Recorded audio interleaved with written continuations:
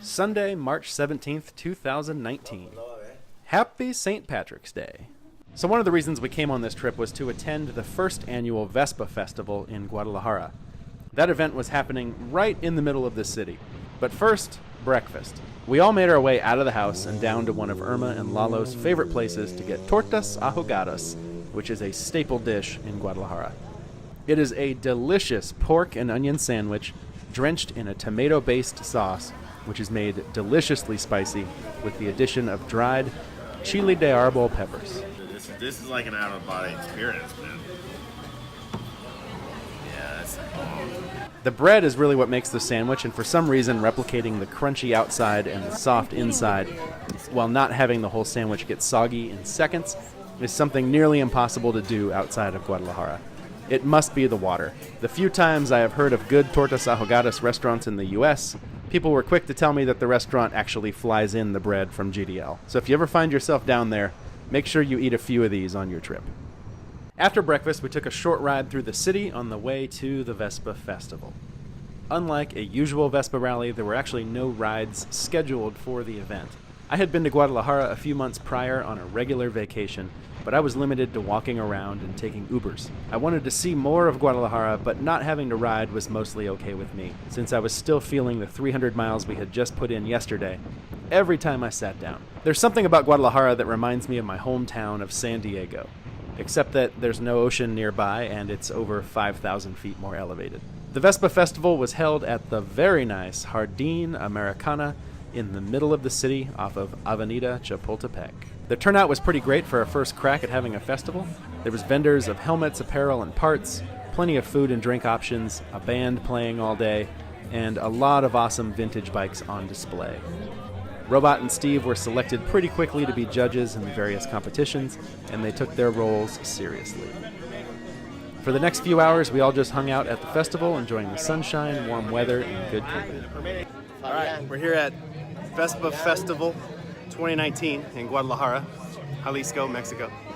There's a ton of people here. It's pretty cool. I think there's like 5 of us from the US. Maybe? We'll find out. Anyway, it's an all-day event, 10 to 10. I don't know if there's any rides happening.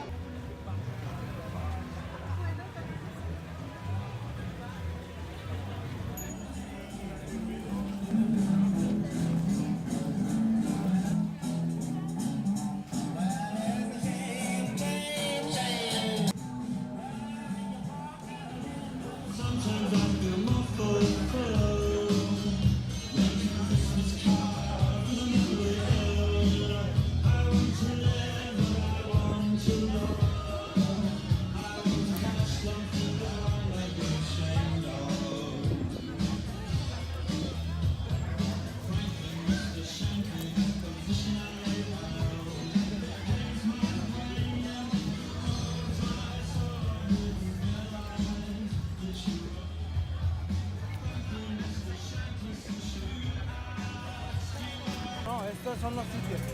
Los terrenos, yo preparo todo.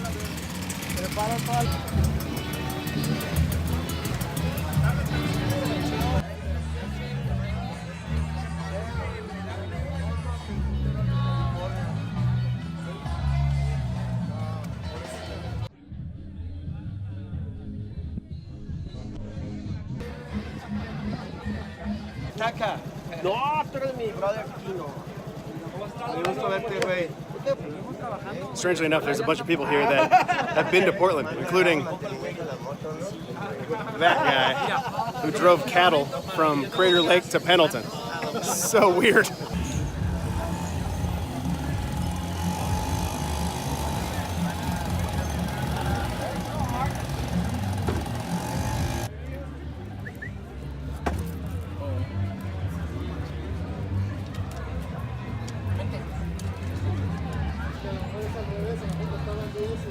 Vámonos. Además te puedes tener tu parche. If you come down here, you gotta try this drink called tejuino. It's like almost tamarind style, but not really, and it's got masa in it, almost like a tamale, but not. That's a great description. I'm really helping everybody by this.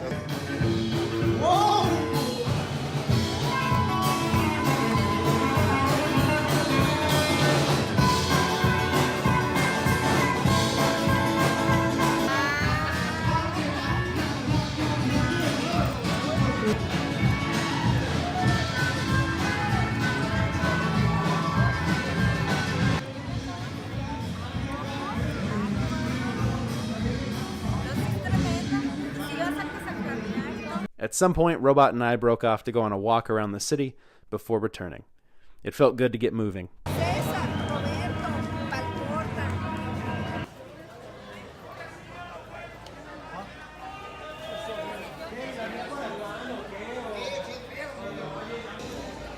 Vamos a seguir con el programa y vamos a pasar la parte del reconocimiento a las mejores Vespas de esta exhibición. Vespa. Lalo, hay que agradecerlo. Que nos hizo el favor de prestar la moto. Muchísimas gracias. La moto es tuya. Está bien. Como no sabe el dueño. Rule Britannia. Rule Britannia. As the festival wound down, Steve, Robot, Christina, and I headed out to a nearby bar for a beer, where everything on the menu was just 19 pesos, or $1 US. Dutra came walking down the street out of nowhere and joined us, and then we walked back to the festival. Things were closing up around 9 p.m., so we all got on the bikes for a night ride through Guadalajara.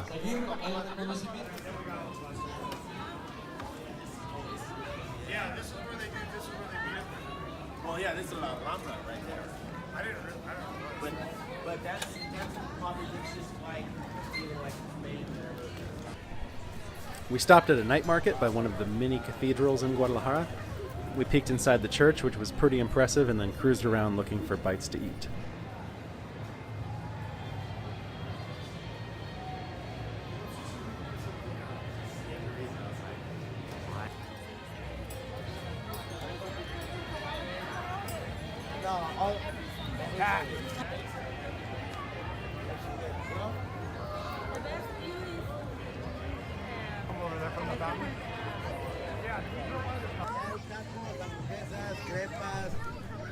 The market had everything.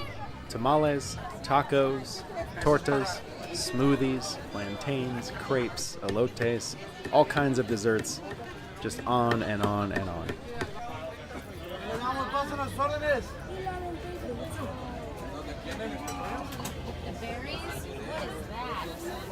Elotes, tacos.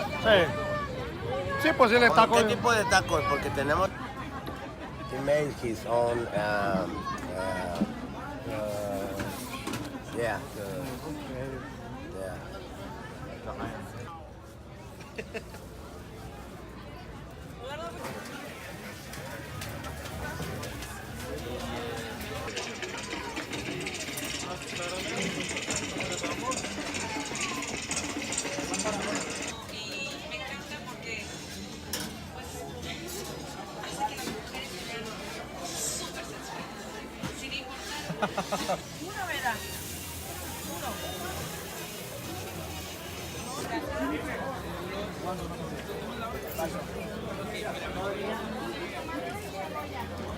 Creo que no sé qué vamos a hacer mañana.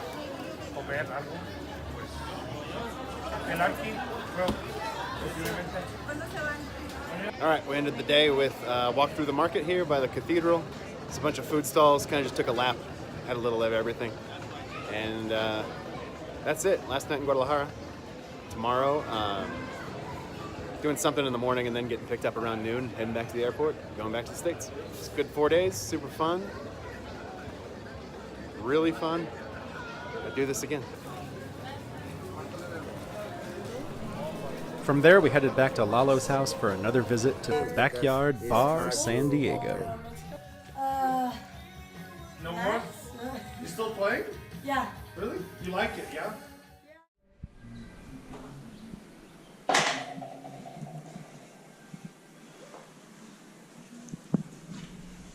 Missing the screw. Missing the screw on the front of the airbox. I wonder how the air filter looks in this thing. In the morning, we checked on the bikes to compile a list of any parts for maintenance that will need to be brought down on the next trip. After that, we all got packed up and positioned the bikes for long-term storage. Well, just about 6 weeks worth of long-term storage. Like I said back in the first video of the series, most, if not all of this group will return to Guadalajara in May to ride to Guanajuato for the 2019 Encuentro Nacional. I'm not sure if I can make it down or not. I do have a Vespa shop to run. I can't just keep taking vacations willy-nilly. Or can I? We piled into Irma's car for a short ride across town to visit Lalo and his brother's shoe factory. That was really cool to see and was such a nondescript building from the outside. Lalo was able to join us for lunch at another one of his favorite tortas ahogadas carts called Tortas Beto. Spoiler alert, it was delicious. Or, que rico. We had some more time to kill before heading to the airport, so we took a short walk through the historic town of Tlaquepaque. We had ice cream and bought new leather belts for just $6. It felt weird not to be going on a ride that day. I got used to that routine so quickly. I wouldn't say I was exactly ready to head home yet. We flew domestically from Guadalajara back to the Tijuana airport and then caught a taxi back to the border. The going rate for a taxi right now is $20, but leave it to Steve to negotiate the price down a little bit with the promise of taking the taxi driver to lunch with us. God, I love that guy. We walked across at Otay Mesa and we were picked up by Steve's mom. I broke off to spend the night with my sister and brother-in-law and then flew back to Portland the next day. This trip absolutely ruled. I remember watching that first Mexico ride series these guys did back in 2015 and thinking to myself how badly I wanted to go on a trip like that. And then, there I was. It's funny how life goes.